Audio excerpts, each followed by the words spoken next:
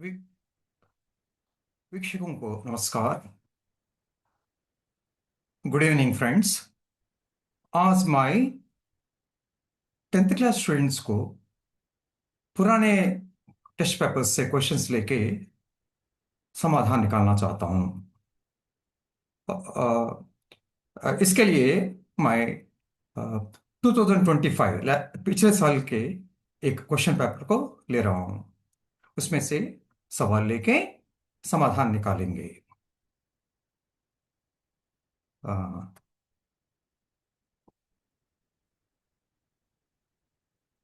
ये code question paper code है 30/S/2। ये पिछले साल का सीबीएसई का मैथमेटिक्स स्टैंडर्ड सब्जेक्ट का क्वेश्चन पेपर है। इसमें से सवाल लेके हम समाधान निकालेंगे। पहला वाला, समांतर श्रेणी √27, √75, √147 का छठा पद है डैश। यहां देखिए, ए 27 मतलब 3³ है। 3³ 3 का तीसरा घात। √3³ क्या होता है? 3 × 3² वो 3³ √3 बनती है। और यहाँ 75 3 × 25 है। 3 × 5 का वर्ग है। 3 × 5²। तो ये क्या बनता है? 5² स्क्वायर रूट के बाहर आके 5√3 बनता है। और 147 ये तो 49 का तिगुना है। 49 × 3, 3 × 7²। 7 यहाँ स्क्वायर रूट के बाहर आएगा। 7² वो 7 बनेगा। 7√3 बनेगा। मतलब ए 3√3 है, ए 5√3 है, ये 7√3 है। ये समांतर श्रेणी है। मतलब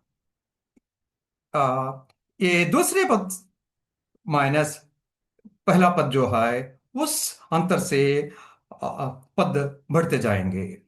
ये क्या है? ये तो 5√3 बना, ये 3√3 बना, 5√3 3√3, 5√3 -3√3 तो क्या होता है? 2√3 होता है। वो क्या है? कॉमन डिफरेंस है। वो साधारण भेद है, सामान्य भेद है। उस और ये तो, प्रथम पद है, आदि पद। और स्मॉल ए बोलिए, और कॉमन डिफरेंस को डी बोलिए। तो हमने हमें पूछे गए हैं ये छठा पद, मतलब सिक्स टर्म। ये फर्स्ट टर्म है, ये सेकंड टर्म है, ऐसा। सिक्स टर्म क्या होता है? nth टर्म क्या होता है? a+n−1 × d। ऐसा छठा पद क्या होता है? a+6−1 × d। 6 - 1 5 है, 5d। a+5d बनता है। d तो 3√3 है। डी तो 2√3 बना।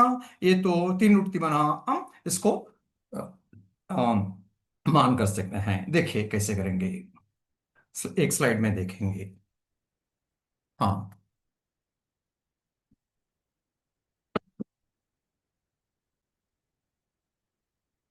हाँ, ये तो, ये क्या है? ये समांतर श्रेणी है। समांतर श्रेणी, समांतर श्रेणी है। श्रेणी, इसको अंक श्रेणी बोलना थोड़ा अच्छा रहेगा। इससे अंक श्रेणी। ओके, समांतर श्रेणी है। ये तो तुलिपद है, T1 है। ये तो मतलब ये क्या है? √27 है 3³ 3³ क्या लिख सकते हैं? 3³ को √3 × 3² मतलब ये 3√3² बाहर आके 3 बनता है। 3√3 है। ये √75 मतलब 3 × 25 मतलब 5² है। ये तो ये 5² √स्क्वायर के बाहर आके 5 बनता है। 5√3 है। ये तो √47, ए √3 × 49। 49 मतलब 7² है। 3 × 49, 3 × 49 is how much? 3 9 are 27, 2 3 4 are 12 plus 2 147। Okay, सो 147 3 × 7² है। 7² स्क्वायर के बाहर आके 7√3 बनता है। ओके, इस समांतर श्रेणी में सामान्य भेद क्या है? Common difference D. ये क्या है? ये ए दूसरी पद से पहला पद को घटाइए। ये फर्स्ट टर्म है T1, ये सेकंड टर्म है T2, ये थर्ड टर्म है T3। ऐसा हम लिख सकते हैं। मतलब 5√3 T2 5√3 है माइनस T1 तुल्य पद है, ये तो 3√3 है। दिस इज √3 कॉमन है, 5 - 3 2 है, और इंटू √3। 2√3 आम भेद है। और और और हमको क्या चाहिए तुल्य पद। ये तो T1 है। एक क्या है, ये √27 है, मतलब 3√3 है। 3√3 है। हमको छठा पद चाहिए। छठा पद मतलब T6 चाहिए हमको। T6 क्या होता है, nth टर्म क्या होता है, a plus nth term, is equal to a plus n-1 into D.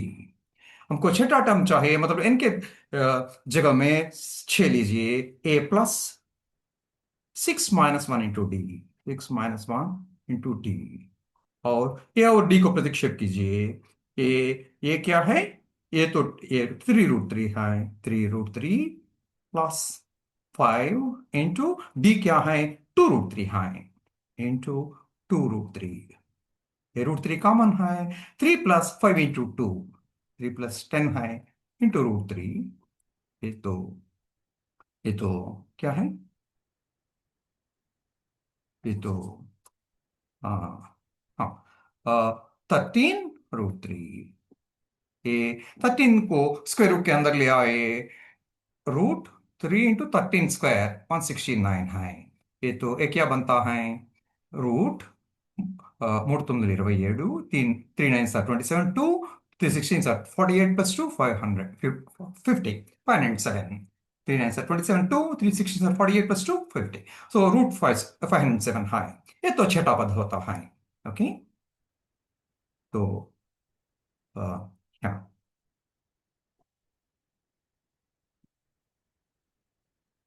√507 कहाँ है, ये वाला डी है। अ, तो राइट आंसर डी है। तो हमने क्या किया, ये तो राइट आंसर डी है। ओके। हमने क्या किया, हमको यह समांतर श्रेणी दी गई है। और √27 मतलब 3√3 है, √75 मतलब 5√3 है, और √47 मतलब 7√3 है। ये तो समांतर श्रेणी है। मतलब ये स्मॉल ए बनता है, ये स्मॉल ए प्लस डी बनता है, और स्मॉल ए प्लस 2D बनता है। ऐसा डी बढ़ता जाएंगे, डी हर एक नए नए पदों को पाने के लिए। तो ऐसा nth term a + n - 1d बनता है। और a मतलब T1 है, वो तो 3√3 है, राइट। और d तो यहाँ T2 - T1 है, 5√3 - 3√3 है, मतलब 2√3 है। तो d तो 3√3 है। हमको चटापच चाहिए, n = 6 सब्स्टिट्यूट कीजिए, प्रतिक्षेप कीजिए। और a + 6 - 1, यानी n 6 है, 6 - 1 इंटू डी। और यहाँ ए 3√3 है, प्लस 5 इंटू डी 2√3 है। अक्सर स्टूडेंट्स यहाँ कंफ्यूज हो जाता है, यहाँ 6 है, यहाँ भी 6 आएगा नहीं, यहाँ 6 से एक कम आएगा। यहाँ ये सफिक्स n है, ये गुणिज जो है, ये गुणक जो है, वो n से एक कम है। डी का गुणक जो है वो n से एक कम है, वो ऐसा याद रखनी चाहिए। और इन दोनों के बीच में √3 कॉमन है। और 5 × 2 = 10 है, 10 + 3 13 है। इसको 13 को स्क्वायर रूट के अंदर ले जाइए, वो 13 का वर्ग बनता है, वो 169 है।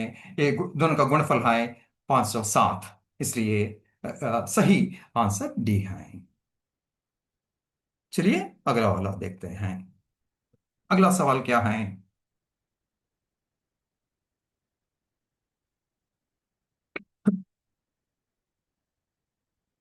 अगला सवाल, एक समांतर चतुर्भुज एबीसीडी के दो विपरीत शीर्ष A - 4 5 तथा C 8,2 हैं। इसके विकर्ण परस्पर बिंदु पी एक बी पर काटते हैं, विकर्ण परस्पर बिंदु पी पर काटते हैं, तो ए और बी के संबंध है डैश। तो आइए देखते हैं, एक स्लाइड को निकालेंगे।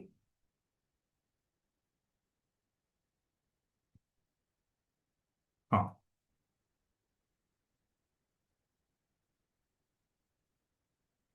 यहाँ ए बी सी डी एक समांतर चतुर्भुज दिया गया है। मतलब क्या है? मतलब क्या है? एक ये व्यतिरेक भुज जो हैं वे समांतर होते हैं। A B is parallel to C D, और ए डी बी सी के समांतर में है। ये दोनों समांतर हैं, उस ऐसा समांतर चतुर्भुज बनता है। इसके विकर्णों का क्या धर्म है? वे वे एक दूसरे को समद्विखंडन करते हैं। मतलब इनका काटने वाला बिंदु जो है वो इस दोनों विकर्णों का बीच का बिंदु बनता है। मतलब ए और सी एक विकर्ण क्या विकर्ण ए से क्या कर रहा है?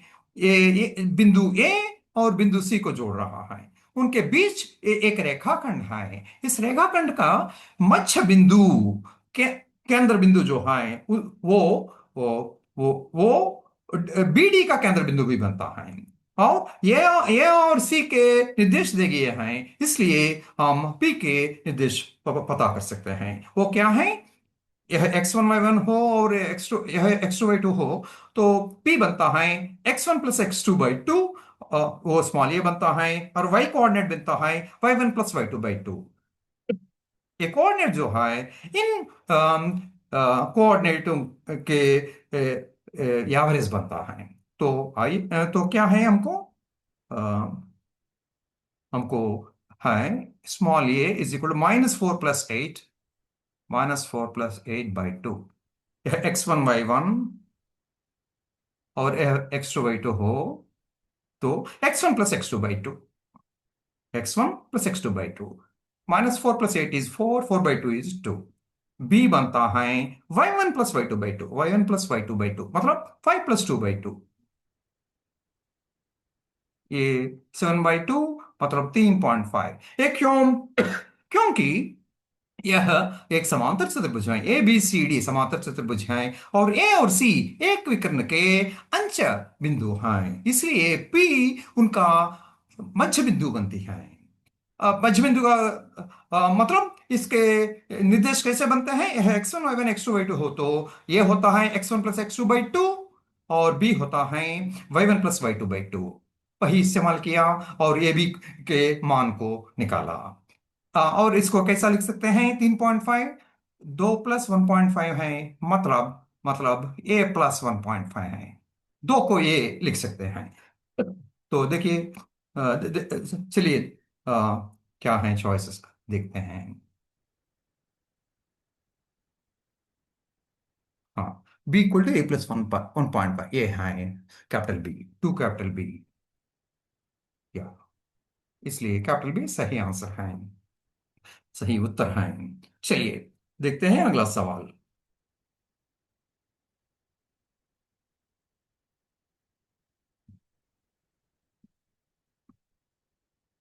हाँ, हाँ, यदि रैखिक समीकरण युग्म 2x + 3y = 5 और 4ky -1 - 3k x = 6k + 2 संपाती रेखाओं को निरूपित करता है, तो k का मान है डैश। यह एक एक्स एक्स और वे चरराशि एक्स और वे वाई में यह एक समीकरण है, इसलिए यह एक रेखा बनता है। और और यह भी एक्स और वाई में एक समीकरण है, यह भी और रेखा बनता है। यहाँ के को स्थिरांक जैसा लेनी चाहिए, इसलिए यह भी एक रेखा बनती है। और ये दोनों रेखा संपाती रेखाएं हैं। मतलब एक ही लाइन को ये दोनों दिखाते हैं। मतलब इन एक ही एक ही रेखा के ये दो अलग अलग समीकरण है। मतलब इनके लाइक लाइक वेरिएंट्स जो हैं एक्स, लाइक टर्म्स जो हैं उनके गुणक एक ही होते हैं। एक्स का गुणक तो दो है और एक्स का गुणक तो -1 - 3 है के हैं। और इनका प्रोपोर्शन निकालिए, रेशियो निकालिए। और यहाँ वाई का गुणक तो 3 है, यहाँ वाई का गुणक 4 के हैं, उनका रेशियो निकालिए। और ये स्थिरांक जो है यहाँ 5 है और इस तरफ 6 + 2 है। ये इक्वलिटी के दाहिने तरफ है, ये भी दाहिने तरफ है स्थिरांक, इसलिए 5/6 के + 2 निकालिए। तो ये सब, ये तीनों रेशियोज समान होते हैं क्योंकि ये संपाती रेखाएं हैं। और ये पहले एक्स के गुणजों को के निष्पत्ति को वाई के गुणकों के निष्पत्ति को समान करेंगे, वहां से के निकालेंगे। चलिए देखते हैं।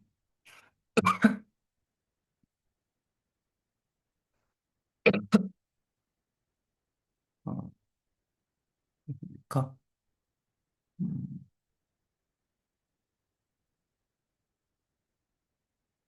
हाँ, क्वेश्चन 3 है। हाँ, तो ये तो संपाती इक्वेशंस हैं। मतलब क्या है? हाँ, के का मान चाहिए, इसलिए 2 बाय। यहाँ एक ट्विस्ट है। वो क्या है? पहला एक्स पद दिया गया है, यह पहला पद वह है।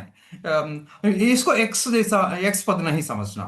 एक्स पद दूसरा हो गया है इस दूसरी समीकरण में। मतलब 2 बाय -1 - 3 के मतलब 3 के - 1 है। ये माइनस से ब्रैकेट्स में जो है उन सभी को गुणन कीजिए, वो 3 के - 1 बनता है। इज इक्वल टू यहाँ का y का गुणक लीजिए 3/4 के लीजिए। y का गुणक 4 के हैं, y का गुणक 3 है, यहाँ y का गुणक 4 के हैं। और y x का गुणक 2 है, यहाँ x का गुणक -1 - 3 के हैं, मतलब वो 3 के - 1 है। और या ये इन निष्पत्तियों को समान कीजिए क्योंकि ये संपाती इक्वेशंस हैं, संपाती रेखाएं हैं। यहां से क्रॉस मल्टीप्लिकेशन कीजिए, क्या मिलेगा?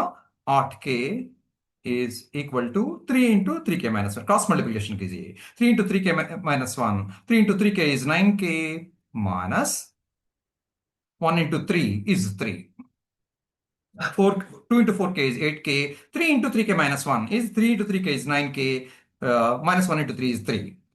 के 8 को इस तरफ ले आए, 9 के - 8 के है, ये -3 को दूसरी तरफ ले ले जाइए, 3 है। के का मान जो है वो 3 है। अ, मतलब ये सही चॉइस चुनेंगे।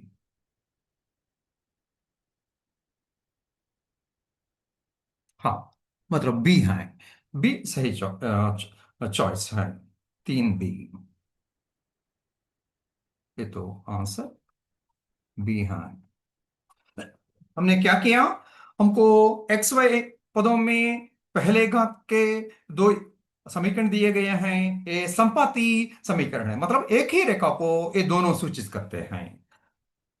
ये रूप अलग है लेकिन ज्यामिति में ये दोनों रेखाएं एक ही, ये दोनों समीकरण एक ही रेखा को मतलब लिए खड़ा होते हैं।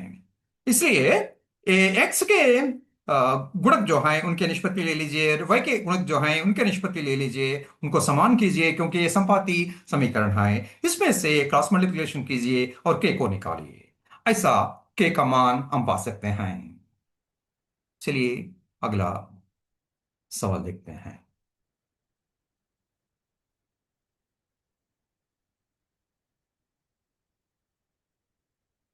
हाँ,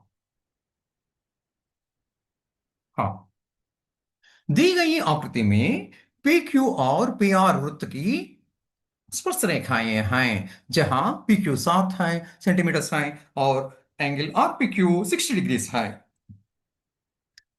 जीवा क्यू आर की लंबाई है डैश। यहाँ एक वृत्त दिया गया है। यहाँ एस वृत्त के बाहर एक एक बिंदु P दिया गया है। P बिंदु से दो स्पर्श रेखाएं लिखे गए हैं, मतलब खींचे गए हैं। और ये स्पर्श रेखाएं समझिए Q और R के बिंदु पर छू रहे हैं इस वृत्त को। मतलब PQ एक स्पर्श रेखा है। और और पी आर बी एक स्पर्श रेखा है। ये दोनों एक ही बाहरी बिंदु से स्पर्श रेखाएं हैं, इसलिए उन दोनों के मान समान होंगे। ये 7 सेंटीमीटर दिया गया है, इसलिए पी आर बी 7 सेंटीमीटर बनता है। और तब इस ट्रायंगल पी क्यू आर में ये दोनों पी क्यू और पी आर समान हो रहे हैं, क्योंकि वे दोनों एक ही बिंदु से स्पर्श रेखाएं हैं, एक ही वृत्त को। एक ये अब ये दोनों भुज समान हो गए हैं, इसलिए इसके सामने जो है कोण वो भी समान हो जाएंगे। मतलब ये एक्स समझिए, ये भी एक्स बनेगा। एंगल आर एक्स समझिए, एंगल क्यू भी एक्स बनेगा। मतलब 2x प्लस 60 डिग्रीज एंगल योग है, वो तो 180 डिग्रीज है। 60 degrees plus x plus x 180 degrees है, इसलिए 60 + 2x 180 डिग्रीज है। 2x is equal to 180 minus 60, that is 120 degrees है। मतलब क्यू 2x 120 डिग्रीज है, x 60 डिग्रीज आता है। मतलब angle Q equal angle R equal to 60 degrees, 60 degrees बनता है। 60 डिग्रीज 60 डिग्रीज बनता है। मतलब तीनों कोण समान हो जाता है। मतलब ए ए एन इक्विलेटरल ट्रायंगल है, समबाहु त्रिभुज है। और इसलिए इसलिए ये तीनों भुज एक ही मान के होते हैं। ये 7 सेंटीमीटर हैं, इसलिए क्यू और भी 7 सेंटीमीटर का बनता है, इसलिए सही आंसर बी है। चलिए देखते हैं, ये स्लाइड में देखते हैं।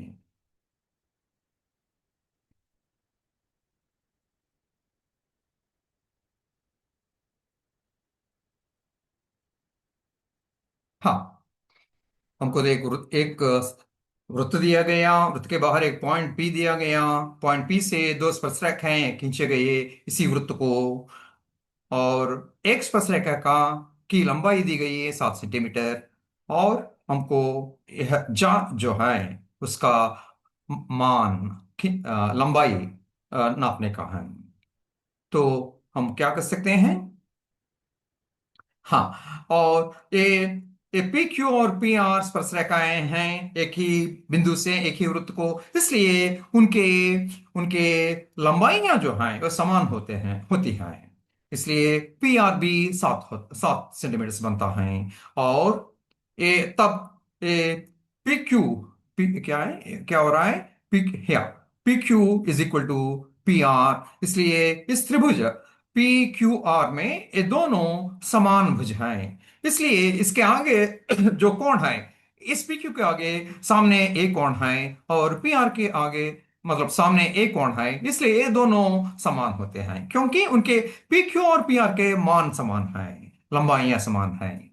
ये एक समझिए, दूसरा भी एक्स बनेगा। और इस त्रिभुज का एंगल योग क्या, कोण योग क्या है? x + x + 60 degrees. मतलब वो वो x + 60 डिग्रीज, ये तो त्रिभुज का इस त्रिभुज का एंगल सम है, मतलब कोण योग है। ये तो 180 डिग्रीज है। और x + x 2x है, इसलिए 2x क्या बनता है? 2x, या x + x 2x, 60 को सिर्फ लीजिए, 180 - 60, 2x 180 - 60 बनती है, मतलब 120 बनती है। 2x 120 बनती है, x 60 डिग्रीज बनता है। मतलब a 60 डिग्रीज है, a भी 60 डिग्रीज है, a भी 60 डिग्रीज है। इसलिए इस त्रिभुज में सारे कोण समान हैं। मतलब एक समबाहु त्रिभुज है, इक्विलेटरल ट्रायंगल है। इसलिए सभी भुज एक ही मान के होते हैं। पी क्यू का मान 7 यूनिट्स है, इसलिए क्यू आर का भी मान 7 यूनिट्स बनता है। ऐसा ऐसा।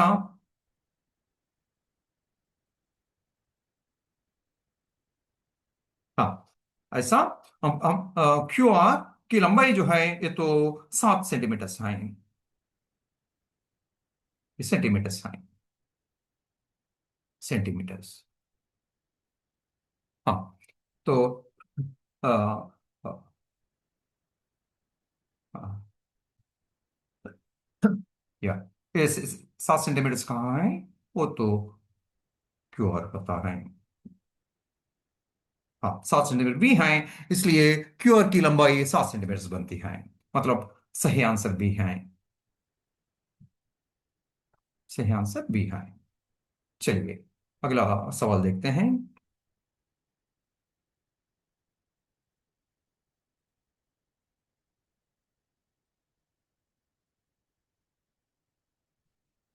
हाँ, एक बॉक्स में कार्ड हैं जिन पर संख्याएं 10 से 30 तक अंकित हैं और इन कार्डों को अच्छी तरह से मिला दिया गया है। रोहित इस बॉक्स से एक कार्ड यादृच्छिया निकालता है। इस कार्ड पर संख्या 4 या 5 का एक गुणज अंकित होने की प्रायिकता है डैश। तो कार्ड्स लिए गए हैं। एक कार्ड पर 10, दूसरे कार्ड पर 11, तीसरे कार्ड पर 12, ऐसा अंक लिखे गए हैं 30 तक। ये कितने कार्ड होते हैं? 30 - 10 20 हैं। और इन दोनों को भी लेनी चाहिए, जोड़नी चाहिए मतलब कार्डों को। इसलिए एक को 20 को एक जोड़िए, ये तो 21 कार्ड बनते हैं। 10 और 30 तक अंकों से, प्रति अंकों से प्रति कार्ड के जरिए। और हाँ, इसमें क्या क्या 4 के गुणिज और 5 के गुणिज होते हैं? 4 के गुणिज मतलब 12 से 12 एक हैं। यहाँ 10 के बाद 12 आता है। उसके बाद चार जोड़िए, 16 हैं। उसके बाद 20 हैं। उसके बाद 24 हैं। उसके बाद 28 हैं। वहां रुकते हैं, 32 नहीं आते हैं। और 5 के गुणिज क्या हैं? 10 हैं, 15 हैं, 20 हैं, 25 हैं और 30 हैं। लेकिन यहाँ एक बात याद रखनी चाहिए। 4 का एक गुणिज 20 है, 5 का भी 20 है। 20 तो 4 और 5 दोनों का गुणिज है।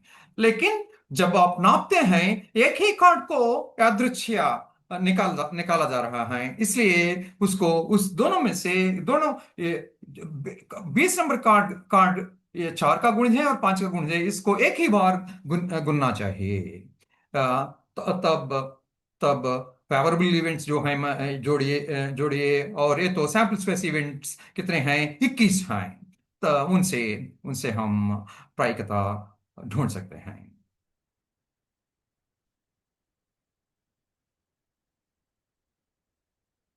हाँ, हाँ,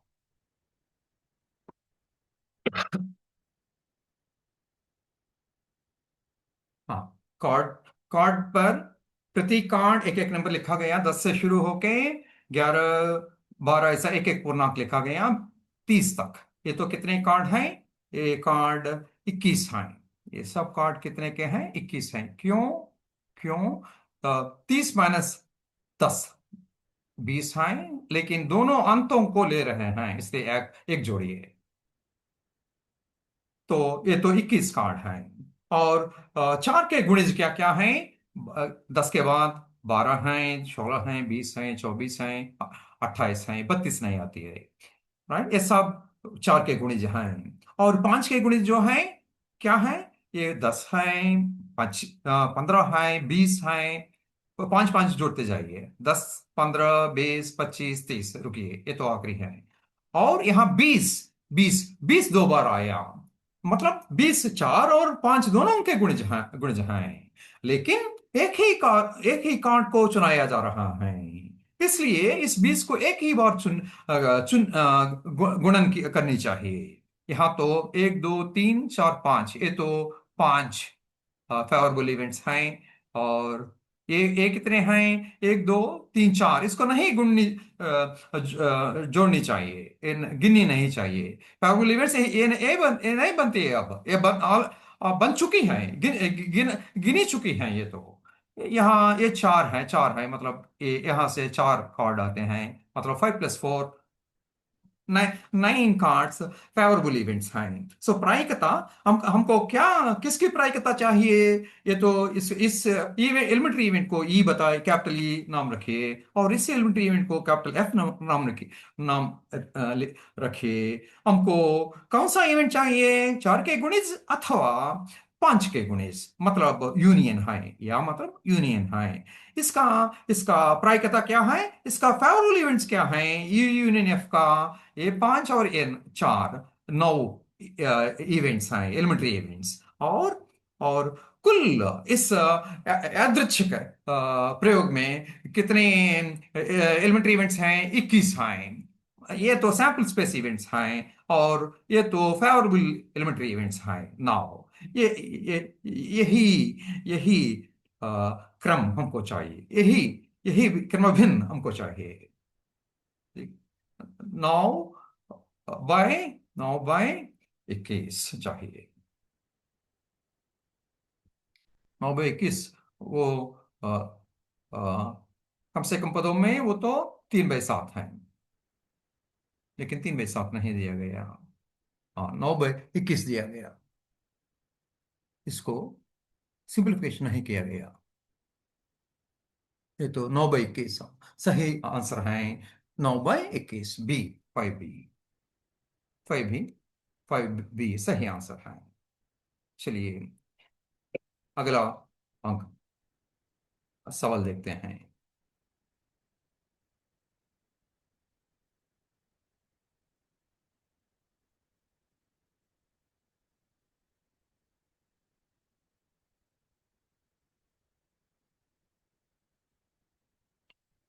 छठा वाला।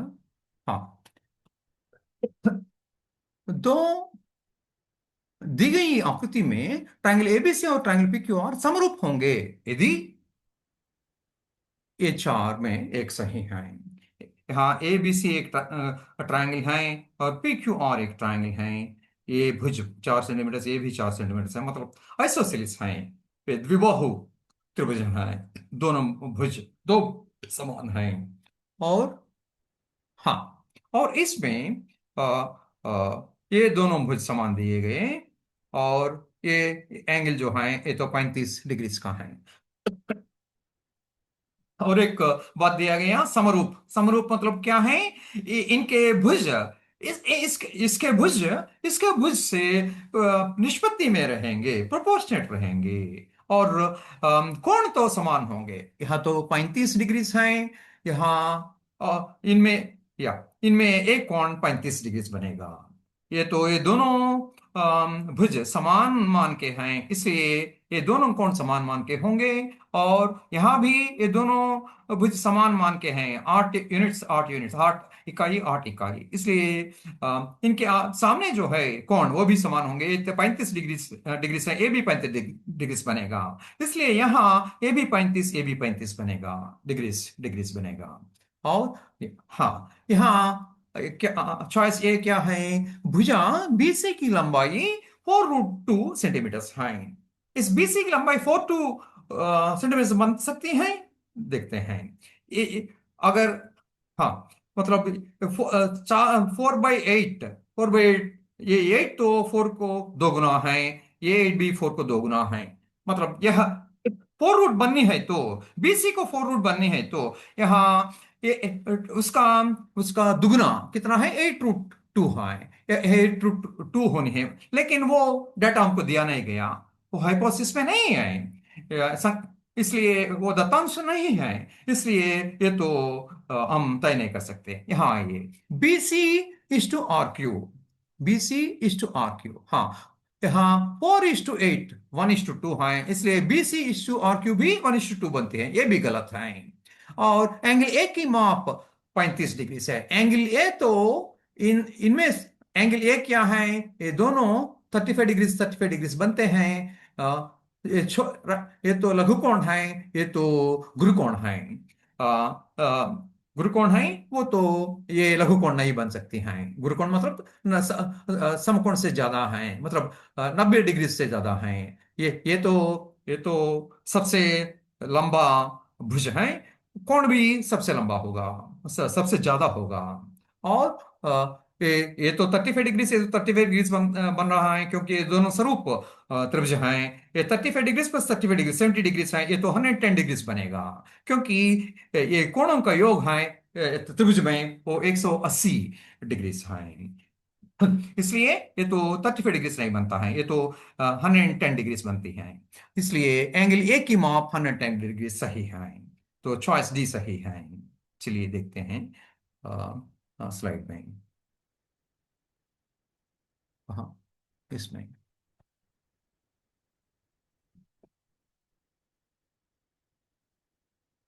हाँ, हमको ट्रायंगल ए बी सी और ट्रायंगल आर क्यू पी दिया गया। ये दोनों ट्रायंगल समरूप के हैं। और इसका मान 4 यूनिट्स है।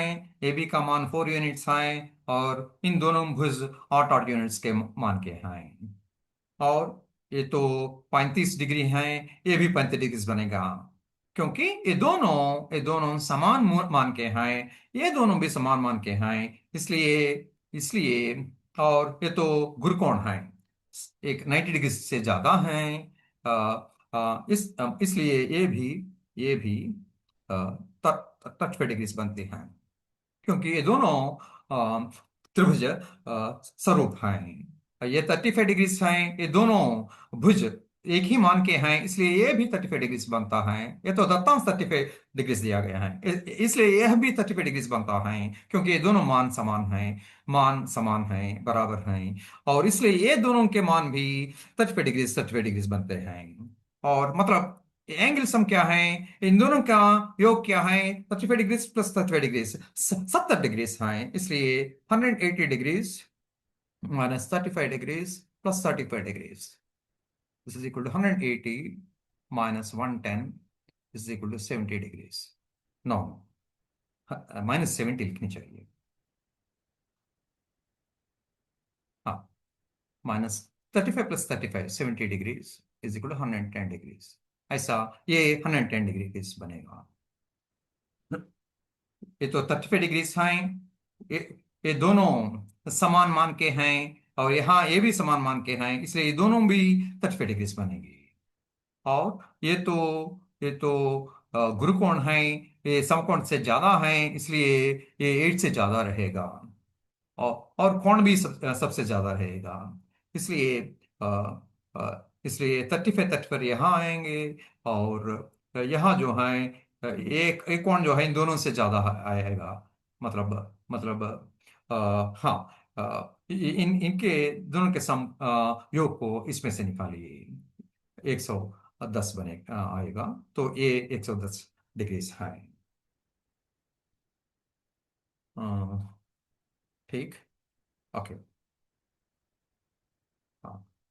और हाँ, ये तो ये दोनों करस्पॉन्डिंग साइड्स हैं, ए बी ए सी। इनके करस्पॉन्डिंग साइड्स बनेंगे, क्योंकि ये दोनों एक ही मान के दिए गए हैं। ये दोनों करस्पॉन्डिंग साइड्स होंगे। ये भी इसको रिप्रेजेंट कर सूचित कर मतलब ये दोनों करस्पॉन्डिंग पेयर बनेगा, करस्पॉन्डिंग जोड़ी बनेगी भुजों की। और ये भी एक जोड़ी बनेगी। इसलिए ये दोनों कोण जो है इन दोनों कोण को समान होंगी। अगर ये इसको और ये इसको समान होंगे, तब भी ये दोनों इसी कोण से समान होंगे। ये दोनों कोण समान होंगे, क्योंकि ये दोनों एक ही मान के हैं। ऐसा ये दोनों 35 35 बनेंगे, और ये वाला 110 डिग्री बनेगा। तो आपको सही चॉइस क्या है?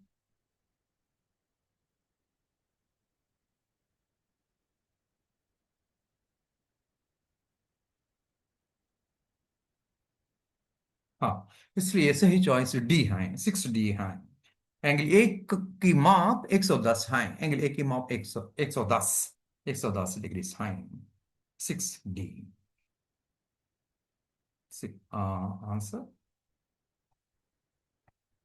डी। तो इस पार्ट में हमने पिछले साल के एक क्वेश्चन पेपर को लेके उसमें से कुछ सवालों का समाधान अ, अ, पढ़ाने के लिए कोशिश किए हैं। ये कोशिश जारी रहेगी। और और I wish you happy and industrious and scrupulous and studious effort. Thank you. Yeah.